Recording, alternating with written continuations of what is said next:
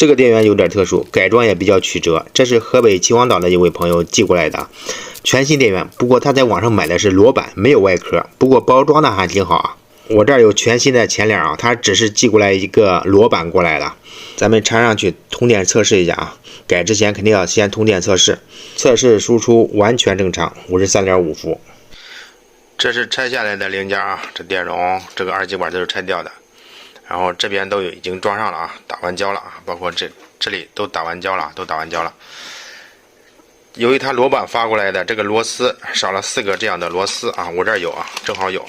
下一步就装这个铜柱。现在是把2.4英寸已经换成3.2英寸了，你看编码器上下这个都好使。下一步就是装外壳，铝合金外壳。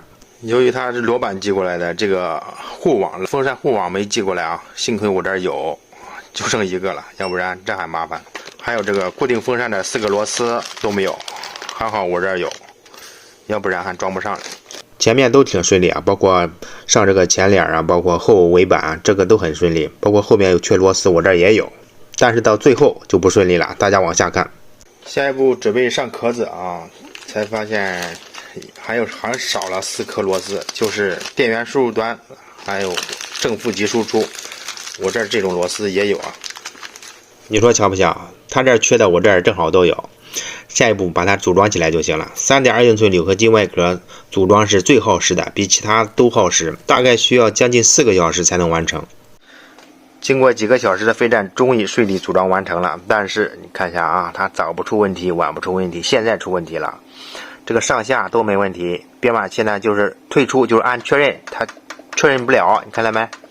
我自检时候它就正常，你看现在有时候也会正常，不正常的话它也进不到这个菜单。现在多数情况下是不正常的，初步怀疑还是编码器有问题。关键这是最后一个套件啊，装到它这上了，又买了2天后才能到。即使有编码器的话，更换的话很麻烦，要把这个侧盖拆掉，把输出线要把它拆掉。拆掉之后呢，把前脸拿出来，然后风扇要拆掉，因为编码器被风扇压着的，哇塞，麻烦。过了2天到货了，咱们直接把它拆开，替换编码器。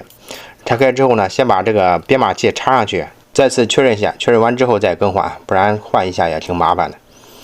一切正常，就是编码器问题。看进菜单很顺利，那就拆吧，难拆也得拆呀。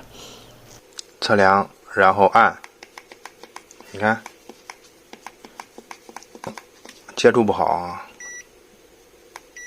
哎，这样响了，但是轻按的话，你看有时候不响。那就直接更换编码器就能解决问题啊！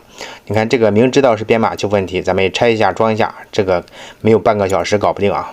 好了，这期视频就到这里吧，这是在做待载测试啊，咱们下期见，拜拜。